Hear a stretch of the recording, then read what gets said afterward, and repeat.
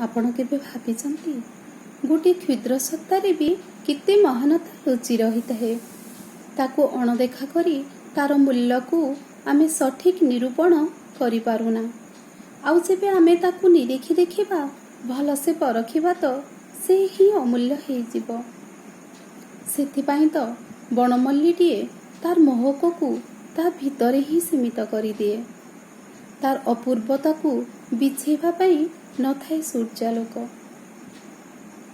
ସ୍ନେହର ସ୍ପର୍ଶଟିଏ ପାଇବାର ଆକୁଳତାରେ ସେ ଦୁଃଖରେ ସେଇଠି ହିଁ ଝାଉଁଳିଯାଏ।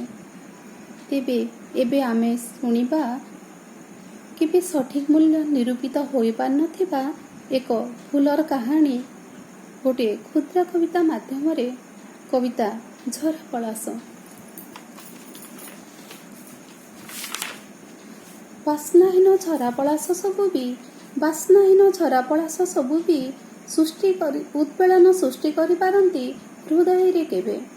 ବାସ୍ନାହୀନ ଝରା ପଳାଶ ସବୁ ବି ଉତ୍ପେଳନ ସୃଷ୍ଟି କରିପାରନ୍ତି ହୃଦୟରେ କେବେ।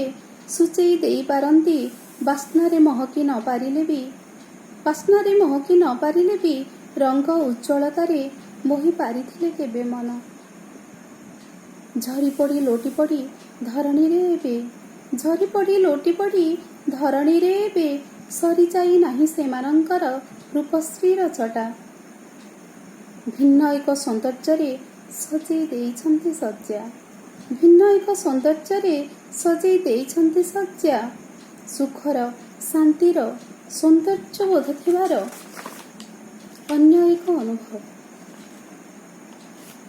ସୁଖର ଶାନ୍ତିର ସୌନ୍ଦର୍ଯ୍ୟବୋଧ ଥିବାର ଅନ୍ୟ ଏକ ଅନୁଭବ ଆସିପାରେ ତାଙ୍କରି ସ୍ପର୍ଶରେ। ଜାଣିବା ଲୋକ ହିଁ ଜାଣିବ, ଜାଣିବା ଲୋକ ହିଁ ଜାଣିବ, ଅନୁଭବୀ ହିଁ ଅନୁଭବିବ ତୁଚ୍ଛ ନୁହେଁ କିଛି ସୃଷ୍ଟିରେ। ମୂଲ୍ୟ ଦେବା ପାଇଁ ଖାଲି ସହୃଦୟତାର ଭାବ, ମୂଲ୍ୟ ଦେବା ପାଇଁ ଖାଲି ସହୃଦୟତାର ଭାବ ପରଖି ପାରିବାର ଦୃଷ୍ଟିଟିଏ ଲୋଡ଼ା। ଧନ୍ୟବାଦ।